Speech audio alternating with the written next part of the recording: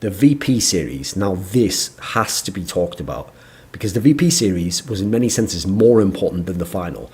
This one they really could have lost. They got wrecked in the first map, Mirage, and they got wrecked in a way where, I mean, olofem had like a Fiflerin type moment where he had like 5 kills. And so they lose the first map, Mirage, then they're on to another classic VP map, Inferno, and VP's ahead, and VP's in position to win, and VP's looking like they're going to win. And what wins it from Fnatic? No, it's not that VP broke down and they didn't. VP was still playing well. They was still close rounds. VP was still doing the things that had made them succeed before, playing the aggressive way. What you saw here was incredible mental strength from Fnatic to battle back, to grind back in, to somehow not give up even in the face of like insanely close rounds. And it's so razor thin that you're going to be out of the fucking tournament, beaten 2-0, you're just out, and VP's going to go on, who knows, he maybe win the tournament. This was great play from Virtus Pro, but just even better play from Fnatic. And somehow, in not good form, playing yourself back into form. I've often said about these sorts of matches when you watch them, for teams like VP, it's not that you played worse towards the end or like you just fell off in your game. It's that when you're playing a team as good as a team like Fnatic, when you have the advantage, when you're like standing on their throat, you better just crush their windpipe and kill them right then. Because if you keep fucking around at all, like you're still doing well, everything's going great, but you give them any chance to sort of get their breath, recover, just almost like tread water until they get a chance to get up, that's when you're in trouble. Then, when they get through this miracle semi-final, they get to the final, okay. They're facing the hottest team in the tournament. Perhaps the hottest team in the world when you consider IM Gamescom, and now this tournament here where they've beaten Na'Vi, they've beaten TSM, who are both playing well in those series. They've beaten them, and they're beating them on their maps as well, and now they get to the final. In theory, EnvyUs at this point has the form. They should, if you look at the way the tournament played out, probably win the tournament now, when you consider what happened to Fnatic not getting tested early, then how badly the semi-final went. And then you look at the maps. Basically, Fnatic has to play EnvyUs on some of EnvyUs' best maps. They're playing them on their best maps. They're taking it to them. And EnvyUs gets this sick lead. EnvyUs is playing really well on map 1, does too. What happens? Fnatic do another super sick comeback. This one was even more unreal. Crims has the 1v3 wins. They do the timeout. And again, this is just a fucking unreal timeout. Where we're talking like god tier comeback. This is also another map where Crims was just a monster again. He just again delivered this quiet performance that you only start to realise towards the end of the map. Like, look at the fucking impact he's having round after round in situation after situation. I mean, this tournament even shoulders this fucking, all these insane Deagle kills. You didn't even think of him as that sort of a pistol player in the past. Just amazing performance. Then you have to talk about flusha.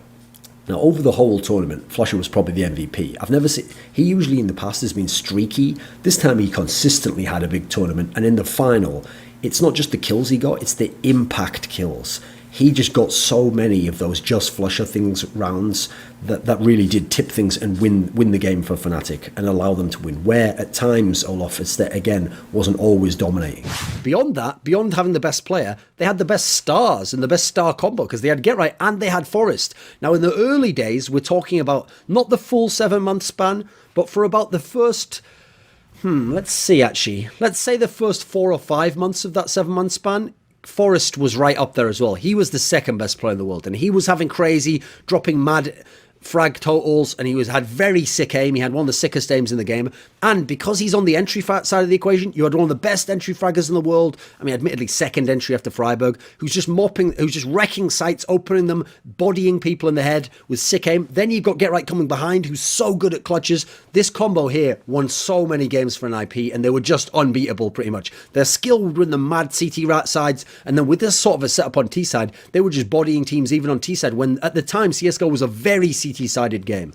So they're the best player, they're the best stars, the best star combo as well, that actually had a dual effect in the game. It's not as if one's playing well, it counteracts the other one. Even the way they affected the game could work it, both could work and have their impact on a single round because of the different ends of the round they're beyond. So you can see that even the distribution of losses was fairly even across all the maps they're playing. There was no map NiP was bad at. They were one of the top 5 teams in the world on every single map, and on some of the maps, Train, Nuke, they were just the best in the entire world. So when you have control over the map pool in that way, you're going to be able to have pick ban advantages. That's why when I seem very harsh when I talk about Exist's failures and pick ban advantage from 2014 onwards in terms of the way he he's vetoed and picked, that's because he comes from a world where NiP were always the ones with the advantage in pick ban, where they could pick a map away from the opponent, or they could allow the opponent, they could actually pick the opponent's strongest map, beat them on it, and then really could crush their morale, and then go into the next map and take that as well. They could play these weird mind games that other teams couldn't, and they could also pick smartly. They could pick away from opponent's strengths and know that they could win even on their 4th or 5th best map if that was what came through for the decider, in a way that other teams just couldn't. I mean, you saw it slightly with Fnatic in this latter era, and teams like VP and TSM have had times where they had strong like 6 or 7 map pools or 5 or 6 map pools and be able to play these games with lesser teams. But NiP could do this against the second and 3rd best teams in the world. That's how incredible this team really was. No, this is a story that in all layers ties back to the history of this team and the genesis of how it became a team, and then became a decent team and a solid international team, and then one of the best teams, and now a major champion. And that's what's beautiful about it, and what makes the story special, in my opinion, because it reminds me of this old quote. I forget which philosopher or whatever said it. It said, your character is your destiny. And it's the notion that who you are as a person, the person that you become, what you've worked for in your life, the things you've defined as your core values and your morals and the principles on which you live your life and decide what to do, that's going to decide your destiny and where you get to in life, and how you approach certain situations, and how you overcome difficulties, or what troubles you, and what successes you're going to have. All these factors play a part. And so, you know what, when teams win a tournament like the Major, where there's all this pressure and the draw matters and the maps that you allow, and it'll come down to 1 or 2 rounds in certain games to get you through a game that might get you to another match, which might be easy for you, but you would have never got there if you'd have lost a certain round. In these scenarios, you know what, the best team doesn't always win. You know what, the right team doesn't always win. If you want to talk about the team that was most suited to, or even on paper would win. But you know what, in this particular scenario, when you consider the storyline that went on, the things they had to overcome, there are senses in which you can certainly say Luminosity was the right team to win, not least because they play beautiful Counter-Strike. And the one thing that I praise above all other things and value above all other things in Counter-Strike is beautiful Counter-Strike. And I love beautiful Counter-Strike in all its forms, because actually every aspect of Counter-Strike in its own unique way can actually be beautiful. You can have great individual players. So obviously we had players of all different roles who shined in this tournament. And great individual players doesn't mean just the stars, but stars are certainly one part of it. And so when you talk about stars, we're talking about stars carrying players like coldzera, who are able to be the backbone of your team. Now you look at Luminosity, and what makes it beautiful is, again, you look at the team and how they've gotten to this place, and it isn't just over this tournament. It isn't even just over this year. It isn't even over the last 6 months. You can see this upward trajectory. Yeah, and it might have a couple of times down, but the overall line's consistently going up, gradually getting higher and higher, and it's all from Fallen. This is his baby. What makes Fallen unique is, in CS 1.6, this guy was a star player. He was a star AWPer, and he was the main hard carry of the team. So when he comes over to CSGO, it's like he looks around. There's no in-game leaders that are great. There's nobody who has really great strategical mind for the game. So he starts becoming the in-game leader in that sense, and he dedicates himself to it. And you know what? As a result, we watch him in his early teams, Kaboom, when he made that lineup and then going into Keyd Stars. And actually, he wasn't that good individually. He wasn't some sick player. He did the odd AWP shot, but even then he wasn't an AWPer all the time. They had ZQK who did that most of the time. So at the time, it looked like, oh, well, what's crazy about this guy is now we've got an in-game leader's mind, because he's dedicating himself, put all his efforts towards that in what used to be a star player in a support's body. So I thought, wow, we've got all 3 roles in one now, and he's doing a good supporting role. He's set up for to be the star player, and they're all working as a team. And yeah, they're not skilled enough at the time in Kaboom and Keyd Stars to win. They can get the odd upset win, but they're not going to win a series, and they didn't. And they got the round of 8 of majors by winning the best of 1s, but then they would lose the best of 3 to the better team. And it all made sense, but it was impressive, and it was definitely praiseworthy. And many times you'll see in my past videos I praise them. Now you get into the playoffs, and they play Fnatic. Yes, a team on the rise, finally back in the top 10, looking dangerous in terms of fragging, and had beaten Gambit previously in the group stage of DreamHack Summer. So yes, this is already going to be an interesting series in itself. But I laid out in my video where I was doing my predictions why it should be a Gambit 2-0, why the map pool favoured them, and why Fnatic really only had those intangibles of like, it's a major, Gambit hasn't gone deeper than a major into the top 4. Fnatic players have, Fnatic players manage it somehow, Fnatic players have the clutch it factor. None of that really ended up mattering though. I mean, interestingly enough, we started out the series with a very interesting detail, which I think showed the mentality of Gambit going into this major, which is that they didn't get sucked into going and picking Cobble, because Fnatic, that's their permaban. They ban it all the time, but Fnatic didn't ban Cobble, they banned Cash instead. So normally, Cobble's a very good map for Gambit. You'd think, right, Gambit should go ahead and pick Cobble, a map Fnatic has hated since they got this lineup back together, and get the easy win there. But I think Zeus understood his team hasn't been deep at a major before. He's got young and inexperienced players like Mo and Hobbit. And he needs basically to get comfort, to get what he prepared, what his game plan is, and execute that. He's going to win by executing, not by having the better players, in theory at least, going into these matches. So not picking Cobble, and instead sticking with the train pick was an intelligent pick overall. Like, this allowed you to stick with the game plan. It's what you prepared. You knew you were going to have the option to go for train because they were going to ban Cobble, and you'd still pick train anyway. So you stuck with that, and that ended up being a very close win. So I'm really glad that Gambit didn't gamble for the cobblestone, because I feel like that's where no one really knows what Fnatic would be like on that map. And I'm sure they had something unique if they were trying to bait the pick out of Gambit. So I feel as though that could have been a potential banana skin and maybe made this a 3-map series. So I'm really glad that Gambit didn't do that. And I think it shows their mentality that these are the maps we're good on. We've prepared. We know we're getting this map, and we're going to stick with this. Because remember, Gambit themselves got baited into that cobblestone pick at Star Series by CLG. It turned out CLG had prepared for them and managed to get the upset win over them. And then they really did get all of their primary heavy lifting done on Train and Inferno. They went 7-1 on Train and Inferno. Remember, it used to be Cobble and Overpass was like the imbalanced maps that they went over like. So you can see how the map pool really expanded, because these should have been their 3rd and 4th best maps, but now are their best maps. Particularly the Train 4-0 is very impressive. Because the key thing is everyone will play Inferno at the moment, but Train's also always available if you are a good enough team on it. And not many teams go to it though as a map. So that's really how they got it done. They went 9-2 in maps over the tournament. Now, first and foremost, yes, they did win primarily because of Train in Inferno, because as I said, everyone will play Inferno, nobody bans Train. But having Cobble and Overpass in the past be so strong, and not having so much activity recently, also meant people didn't know quite how strong they were on Train in Inferno. So as a result, a lot of people got sucked into bans on stuff like Cobblestone, or didn't want to play an Overpass, and therefore it looked like they were getting decent vetoes against Gambit, whereas Gambit was getting everything they wanted every time. They also didn't get sucked into trick picks. There was 2 obvious ones here. One would have been Cobblestone against Fnatic, and 2, I think, would have been picking Cash against Astralis, because Cash has always been a weak map for Astralis, and you would have thought at this point in time, with Gambit much improved on that map, they could consider taking this map. But instead, they went with the ballsy Inferno pick, even though Astralis is good on Inferno, perhaps a little bit scared off by Astralis beating SK on Cash. That's certainly something to consider about, but I think particularly they were going with their strengths, they were going with the execution start, and they weren't getting sucked into trick picks, where again, Astralis could have watched more of your games than he could have watched of theirs, because Astralis hadn't played that much before playing SK in the round of 8. Now, they won this tournament primarily off T-sides. The improved map pool meant a lot, but winning a lot of their T-sides and always getting a strong amount of rounds is really what allowed Gambit to win this tournament.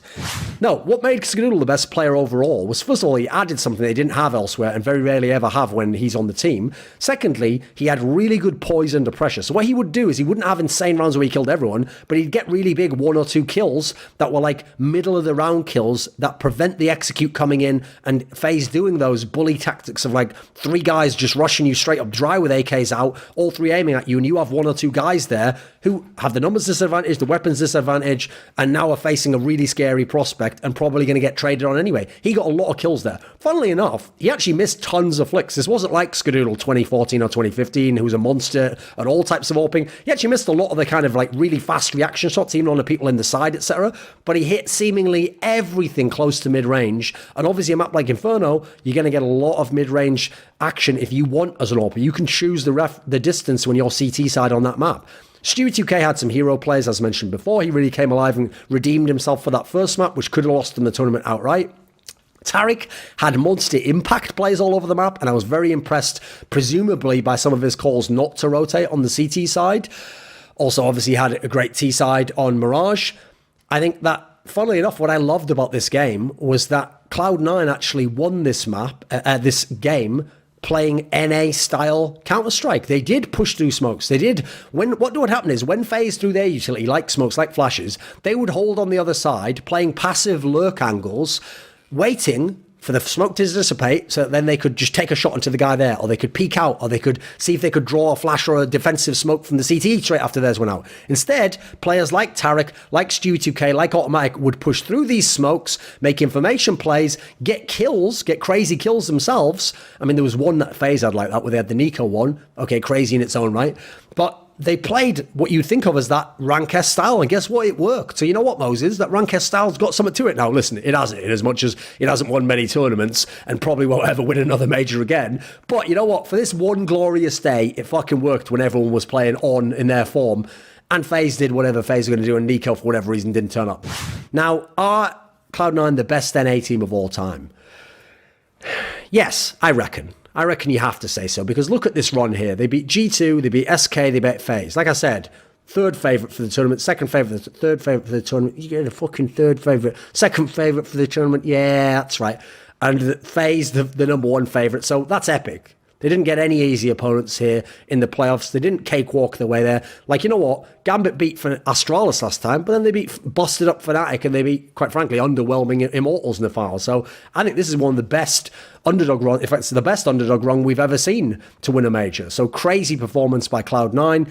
I think it's also kind of fitting that this lineup won the major, because this lineup took some of the best elements of Optic, some of the best elements of Cloud9, put them together, developed a style that was very much an NA style and very much fit the star players and the leading thinkers of the teams, Stewie2K, Tarek, and actually allowed them to win in a fashion where someone like Skadoodle didn't end up being a liability in this particular match. So I think it's kind of cool that they won in NA style, and that, yes, Optic had to die to do it in terms of as an NA team, but we got a better team out of it as a result, and now NA are major champions. Dr. Dre had NWA. DMX had the Rough Riders, and who was the crew holding me down, supporting me when necessary? It is, of course, my Patreon subscribers, the Illuminati. So this video, along with all the others on my channel, is kindly supported by Matt Pugnatio Rajcula, Animosity, Bane Diesel, Jason, Jensen Goh, Tosh, Toucan, and you know who a special thanks goes out to, because it's always my main man,